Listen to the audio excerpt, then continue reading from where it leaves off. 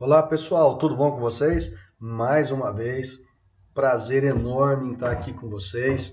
Sejam todas e todos muito bem-vindas e continuamos aí a nossa caminhada rumo a esse conhecimento maravilhoso na parte de programação, correto? Hoje nós vamos ver mais algumas estruturas de dados, mais algumas formas que nós podemos utilizar, né, e ter ao nosso alcance para guardarmos determinadas informações. Tá? Então a gente vai começar nessa primeira parte trabalhar com estruturas homogêneas. Tá? Muito interessante, a gente consegue ter aí uma gama, né, de opções de armazenar as informações e até de processamento dessas informações muito grande. Então, como eu disse, estruturas homogêneas, né, também, né, conhecidas como vetores e matrizes. Né? Nesse primeiro momento, eu vou dar um apanhado geral, né, das características comuns de vetores e matrizes. Depois a gente vai vendo o específico, né, as características específicas de cada um, tanto de vetores quanto de matrizes. Bom, nesse primeiro momento, tanto vetores quanto matrizes só conseguem guardar um tipo de informação. Ou seja, se eu definisse, né, um vetor para guardar valores inteiros, eu só vou conseguir guardar nesses vetores valores inteiros.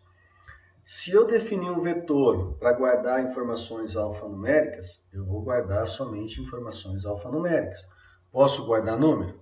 Sim, mas esses números serão no formato texto. Se eu precisar fazer qualquer outra operação com eles, eu vou ter que convertê-los para texto, para números, né? Para inteiro, ou para float, ou para double, enfim, vai depender de como é o tipo desse número.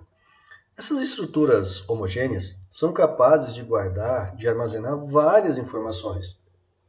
Então eu posso ter ali dentro de uma única variável, né, dentro de uma única estrutura, uma série de informações relacionadas. Né? A forma com que essas informações são armazenadas é muito interessante, porque essa estrutura ela se divide, né, para receber essas informações. E cada informação fica gravada numa posição. E essa posição é definida por um índice. Né? E esse índice é um índice único, não se repete. Tá? E como eu disse, funciona como um conjunto de variáveis. Né? A gente fez vários exemplos anteriormente, onde a gente calculava as notas, né? A gente lia as notas dos alunos e, consequentemente, processava essas notas calculando uma média, por exemplo. Só que, se a gente precisasse dessas notas, nós teríamos que ter o quê? Uma variável para cada nota. Né? Então, por exemplo, se eu tiver 10 notas, eu teria que ter 10 variáveis para guardar essas 10 notas. O que não é necessário dentro, por exemplo, de uma estrutura dessa, dentro de um vetor, por exemplo. Eu posso ter um vetor que vai conseguir armazenar 10 informações, ou seja, ele vai ter 10 posições. E a partir daí eu consigo concentrar todas essas informações num local só, dentro de uma variável só, o que facilita muito o trabalho de processamento, de desenvolvimento do código, ajuda muito e muito mesmo. Então, como característica também de ambos vetores e matrizes, esse índice que eu mencionei, que tem uma posição única, ele sempre vai ser inicializado na posição zero. Ou seja, se eu tiver um vetor com 5 posições, a primeira posição sempre vai ser a posição zero, certo? Sempre a posição zero. E a partir daí, 1, 2, 3, 4. Por que 4? Porque como eu comecei na posição zero e eu só tenho 5 posições, então eu só vou até a posição 4. Né? Apesar do tamanho do vetor, por exemplo, ser 5.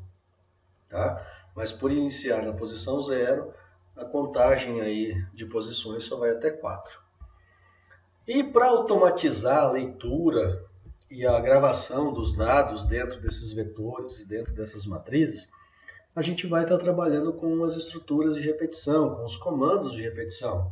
For, do, while e while. Isso facilita muito. Tá? Apesar da gente estar utilizando, e vai utilizar alguns exemplos pequenos, com vetores e matrizes, de certo modo pequeno, vocês podem falar assim, professor, mas uma matriz dessa eu não precisaria desenvolver um for para poder fazer a leitura e a gravação dela, um vetor desse eu não precisaria fazer isso. Sim, quando você trabalha com vetores com poucas posições, às vezes é mais rápido você fazer a gravação passando posição por posição do que implementar um comando de repetição, uma estrutura de repetição. Só que isso quando você trabalha com vetores, com matrizes pequenas. Agora, imagine você trabalhando com um vetor aí que vai ter aproximadamente 100 posições, 1000 posições, 100.000 posições, certo? Ou uma matriz que vai ter, por exemplo, 100 linhas e 100.000 linhas e 100.000 colunas. Tá? A quantidade de posições que você tem para trabalhar é muito grande. E o código fica inviável de ser escrito se você não utilizar um comando de repetição. Tá? Eu, por exemplo, tenho alguns códigos aqui onde eu utilizo muito vetores, matrizes e tudo mais, para guardar as informações para depois processar, que chegam a 100, 1 milhão de linhas, né? Ou 100.000 linhas, ou 1 milhão de linhas. É muita informação que está sendo armazenada e que precisa ser lida. Então, a forma mais rápida de fazer isso é através dos comandos de repetição. Eles agilizam para a gente o código, transformando o código mais bonito, tá? Um código mais fácil de entender o que está acontecendo. E a gente vai ver alguns exemplos, obviamente, fazendo essa armazenagem, essa leitura, simplesmente pegando a posição, né, do vetor e da matriz, como também a gente vai ver exemplos utilizando os comandos de repetição, o que vai fazer com que as coisas fiquem mais fáceis para que nós possamos entender isso, ok? Então, aqui nessa imagem nós temos um exemplo, né, para vocês terem uma visão assim gráfica do que é um vetor e do que é uma matriz. Bom, nós temos aqui um vetor, ó, esse vetor tem uma linha, como eu disse, ele é um vetor, o vetor ele é unidimensional, ele só tem uma dimensão, né, e uma linha com 3 colunas. Então eu tenho aqui 3 posições, posição 1, posição 2 e posição 3. Então esse vetor aqui, ele tem um tamanho 3, né? Então sempre aqui a posição inicial vai ser 0, 1 e 2. Tá? E aí eu vou conseguir verificar essas posições. A matriz, por sua vez, vocês podem puxar o que vocês veem na parte de matemática também, que vocês aprendem em matemática. Nós temos uma quantidade de linhas e uma quantidade de colunas. Então, no caso desse exemplo aqui, desse gráfico, nós temos uma matriz de 3 por 3. Né? É uma matriz quadrada de 3 por 3. 3 linhas, 3 colunas. Consequentemente, nós temos 9 posições. Então, uma posição, 2, 3, 4, 5, 6. E as posições, no caso da matriz, né, que a gente vai ver também um pouco mais adiante, é o quê? O vetor, nós vamos trabalhar com um único índice. Tá? E esse índice ele é único, não tem repetição de posições. Para a matriz, nós vamos trabalhar com 2 índices, para facilitar a sua leitura.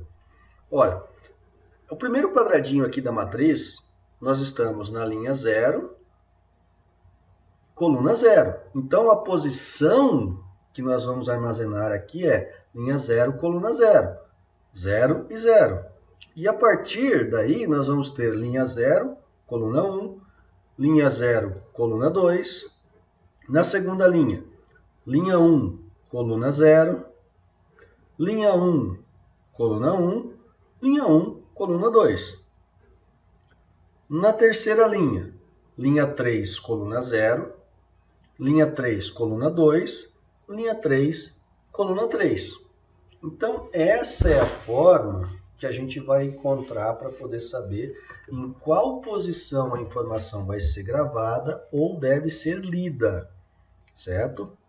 Então, essa imagem aqui foi bem para ilustrar graficamente como que vocês vão estar vendo isso, ok? Na sequência agora, nós vamos trabalhar separadamente vetores e matrizes.